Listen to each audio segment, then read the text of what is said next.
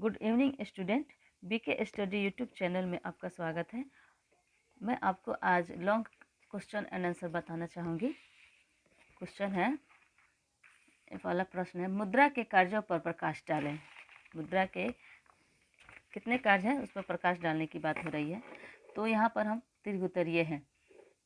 तो आंसर है, मुद्रा के 4 प्रमुख कार्य हैं। पहला है विनिमय का माध्यम। वस्तु विनिमय में अनेक कठिनाइयाँ और असुविधा होती है। मुद्रा के प्रयोग से विनिमय का कार्य अत्यंत सरल हो जाता है। यह विनिमय के माध्यम का कार्य करती है। दूसरा है मूल्य को मापने का साधन। मुद्रा का दूसरा महत्वपूर्ण कार्य सभी वस्तुओं तथा सेवाओं के मूल्य को मापना है। मुद्रा मूल्य का मापक है। वस्तु विनिमय प्रणाली के अंतर्गत विभिन्न वस्तुओं के बीच विनिमय का अनुपात निश्चित करना अत्यंत कठिन था। मुद्रा के प्रयोग से यह कठिनाई दूर हो गई है। अब प्रत्येक वस्तु का मूल्य मुद्रा के रूप में व्यक्त किया जाता है। मुद्रा मूल्य को मापने में इकाई का कार्य करती है। तीसरा है मूल्य का संचय। अन्य वस्तुओं की अपेक्षा मुद्रा के रूप में मूल्य अथवा संपत्ति का संचय करना अधिक सरल है। वस्तुओं के रूप में संपत्ति का संचय असंभव सा है, क्योंकि वस्तुएं शीघ्र नष्ट हो सकती है या हो जाती है। वस्तुओं का संचय करने के लिए अधिक स्थान की आवश्यकता होती है तथा उसकी देखरेख में भी कठिनाई होती है। मूल्य अथवा धन के संचय के लिए मुद्रा अधिक उपयुक्त है। तीसरा हो गया। अब ये चौथा है विलंबित भुगतान का मान।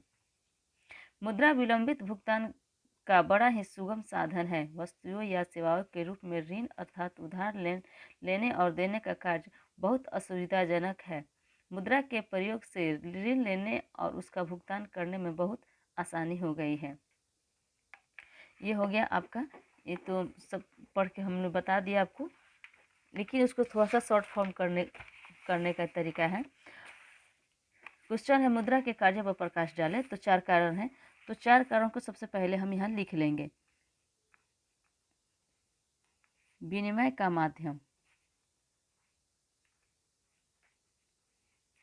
फर्स्ट हो गया। तो ये होगा आपका फर्स्ट हो गया। तो इसको सबसे पहले याद करेंगे। जो इस बच्चों को जल्दी याद नहीं होता है, मान लीजिए इतना बड़ा है तो सोचेगा लोग कि कैसे हम याद करें। तो उसके लिए आसान तरीका है कि इसको याद कर लेंगे, और इसको याद करने के बाद इसके बाद जो होता है हमको जो लिखना है, इससे संबंधित जो भी लिखना है यहाँ पर हमने पढ़ लिया है, दिमाग में कहीं ना कहीं माइंड में तो रहता ही है, तो उसके अनुसार से हम यहाँ पर लिख देंगे। फिर दूसरा आएंगे। दूसरा क्या है? 4 है तो पहला हो गया। अब दूसरा मूल्य को मापने का साधन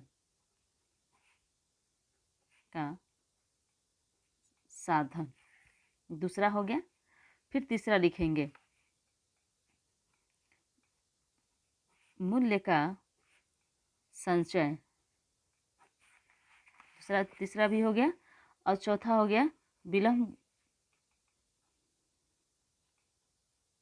विलंब भुगतान का मान।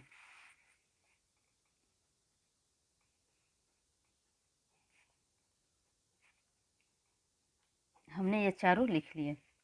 तो ये 4 बस एक बड़ा क्वेश्चन है, और आप यदि इसको चारों को याद कर लेते हैं, दिमाग मैंडेट हो जाता है कि हमको रट के पढ़ना है, या फिर मैंडेट में है कि क्योंकि कुछ ऐसा कुछ लिख सकती हूँ, तो आप लोग इसको याद कर लेंगे। बस 4 याद करेंगे, और ये चारों जब याद कर लेंगे तो ये सब सारे जो हैं ऑटोमेटिक आपके माइंड में कहीं से ना कहीं से 2-4 लाइन एग्ज़ाम में ज़रूर ही लिख देंगे। ऐसा नहीं कि आप छोड़ के चले आएंगे, उसका एहसास नहीं होगा, लेकिन आप इसे पूरी तरह से लिख देंगे, क्योंकि ये पूरा पॉइंट तो डाल ही दिए, और इससे जो बचे कुछ है थोड़ा थोड़ा लिखना पड़ता है, इसके बारे में लिखना पड़ता है।